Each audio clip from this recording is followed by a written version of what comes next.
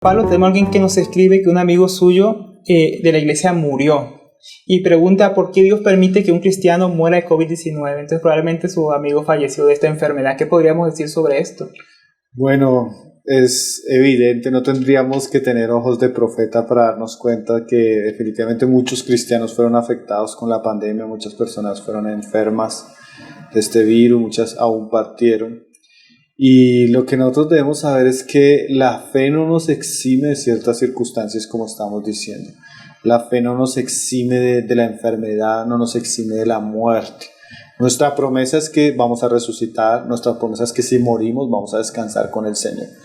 Y esto debemos saberlo porque aunque enfrentamos la muerte, puede ser de un virus como este, o puede ser de un accidente, o puede ser de una tragedia, nosotros debemos saber que la Biblia nos enseña ciertas verdades y son verdades fundamentales para que no nos entristezcamos como los demás, como los que no tienen esperanza. Y una de esas verdades que Pablo le dice a los tesalonicenses en el capítulo 4, verso 13 de su primera epístola, es que no se entristezcan como los demás que no tienen esperanza, porque el Señor va a resucitarnos.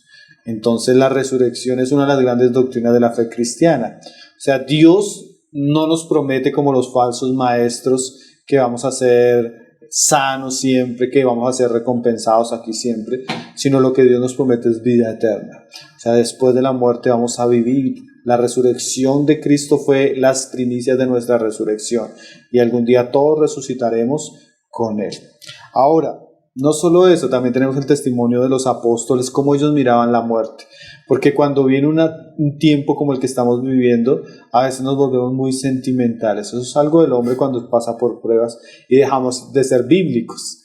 Pero el testimonio bíblico es muy claro. Por ejemplo, Pablo, hablando de la muerte, él decía que él prefería estar con Cristo que estar aquí. Si él estaba aquí era por causa de la obra que él hacía con los filipenses, pero que él, si él tuviera por escoger, él sabe que sería mejor estar con Cristo. Y el apóstol Pedro también, hablando en su segunda carta, él dice que él está pronto, porque Dios ya le ha dicho que él debe partir. Y esa palabra que él usa para partir con el Señor es la palabra éxodo. Entonces él veía que la muerte no era el final, sino simplemente era la transición de estar en este cuerpo para estar ausente de este cuerpo y estar presente con el Señor. Entonces es dejar nuestra habitación terrenal para ir a nuestra habitación celestial. Es estar con el Señor.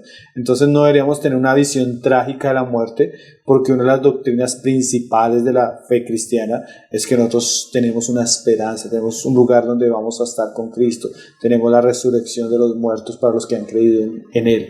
Entonces yo entiendo que cualquier cristiano que enfrente la muerte de un ser querido, de un amigo, aunque sea cristiano, eso genera un cierto dolor, pero no deberíamos ver la muerte como algo trágico, porque el Señor, al que muere en Cristo, descansa de sus obras y Él le recibe en su gloria. Entonces no debería ser tan triste para nosotros como cristianos. Así es, Pablo, pero seguramente eso se deba mucho a ese evangelio que hablábamos de la prosperidad, de la superación, de que todo nos va a ir bien y vamos a ser exitosos en esta vida. Es un evangelio que no nos prepara realmente para la vida eterna, sino solamente para las cosas materiales de este mundo. Pero qué contraste con lo que estamos viendo que los apóstoles pensaban, y del mismo Señor Jesucristo, que él anhelaba volver con su Padre y sabía que era a través de la muerte que iba a hacer esto, y que él iba a resucitar, y que él era, como tú decías, la resurrección de los muertos. ¿Y te acuerdas, Alberto, que hablábamos hace poco que en estos días de pandemia desaparecieron los falsos profetas de la prosperidad? No aparecieron, no hablaron, se acabaron las campañas de sanidad, se acabaron los milagros, se acabó el año profético, se acabó el año de la bendición.